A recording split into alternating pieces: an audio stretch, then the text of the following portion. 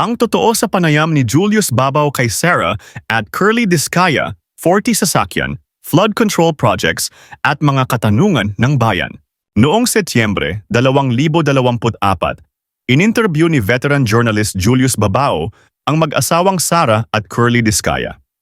Sa panayam, ibinahagi nila ang kwento ng kanilang pag-angat mula sa hirap at kung paano sila umano'y umasenso sa larangan ng konstruksyon. Ngunit higit sa lahat, isang bagay ang tumatak sa marami, isang panayam ang muling binubusisi ng taumbayan. Isang interview na tila lifestyle feature lamang noon, ngayon ay nagsisilbing ebidensya sa mas malalim na tanong.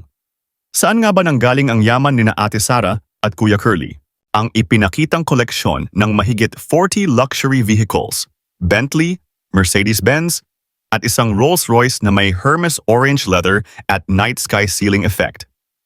Detalyeng ayon kay Sarah ay pinili niya dahil sa payong na naka-embed sa pinto. Isa raw itong practical na feature, lalo na't madalas umulan sa lugar kung saan siya lumaki. Sa London, habang pinupuna ng taumbayan ang patuloy na pagbaha, mga proyektong hindi matapos at mga kontratang pumapabor sa iilang contractor, ang mga sasakyang ito ngayon ay nagsisilbing simbolo ng tanong, saan nanggaling ang pera?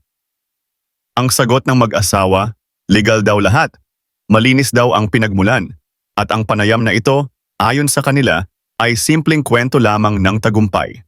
Sa unang tingin, tila kwento ito ng tagumpay.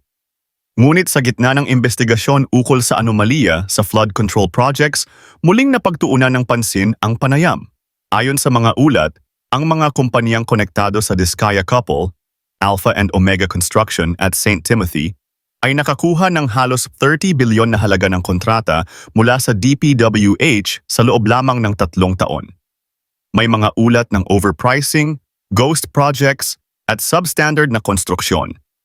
Ilan sa mga proyekto, ayon sa KUA at ilang senador, ay gumastos ng hanggang 1 bilyon kada kilometro, isang halagang mahirap ipaliwanag.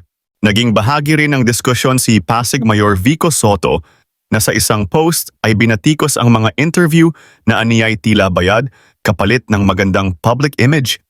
Bagamat hindi niya pinangalanan, malinaw ang kanyang mensahe. May mga nilalakad na hindi dapat tinatahak ng isang journalist. Sa kanyang panig, mariing itinanggi ni Julius Babaw ang akusasyong tumanggap siya ng bayad mula sa mag-asawa. Aniya, ang panayam ay isinagawa bago pa man sila nagpahayag ng intensyon sa politika. At ito'y bahagi lamang ng isang lifestyle series. Sa panayam na ito, ipinakita ng mag-asawa ang tagumpay na kanilang tinatamasa.